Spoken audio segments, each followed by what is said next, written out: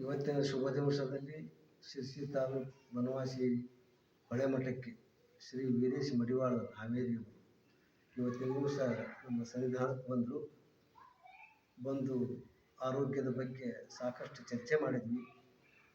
ಅವರು ಪುಣ್ಯಾತ್ಮರು ಆರೋಗ್ಯದ ಬಗ್ಗೆ ಹೇಳಿದರು ಅಂದ್ರೆ ತುಂಬ ಸಂತೋಷ ಆಯ್ತು ಅವ್ರ ಮಾತನ್ನು ಕೇಳಿ. ಅದ್ರ ಬಗ್ಗೆ ವಿವರಣಾತ್ಮಕವಾಗಿ ನಮಗೆ ಪರಿಚಯ ಮಾಡಿಕೊಟ್ರು. ಹಿಂದಿನ ಜೀವನ, ಇಂದಿನ ಜೀವನ, ಹಿಂದೆ ಹೇಗಿತ್ತು ನಮ್ಮ ಆರೋಗ್ಯ, ಈಗ ಹೇಗಿದೆ ಅಂತಕ್ಕಂಥದ್ರ ಬಗ್ಗೆ ಕಣ್ಣು ಕಟ್ಟುವಂತೆ ಅವರು ಮನಂಬುವಂತೆ ವಿಷಯವನ್ನು ಪ್ರತಿಪಾದನೆ ಮಾಡಿದ್ವಿ.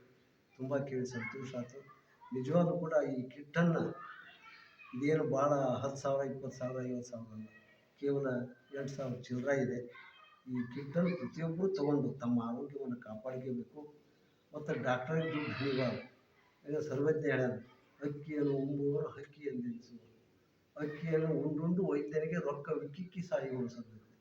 ಅದಕ್ಕೆ ರೊಕ್ಕ ವಿಕ್ಕಿಕ್ಕಿ ವೈದ್ಯನ ಸಾಯೋಕ್ಕಿಂತ ಇಂಥ ತಗೊಂಡು ಅದಕ್ಕೆ ನಮ್ಮ ವೀರೇಶ್ ಮಡಿವಾಳ ಅವರು ಒಳ್ಳೆಯ ಕೆಲಸವನ್ನು ಮಾಡ್ತಾ ಇದ್ದಾರೆ.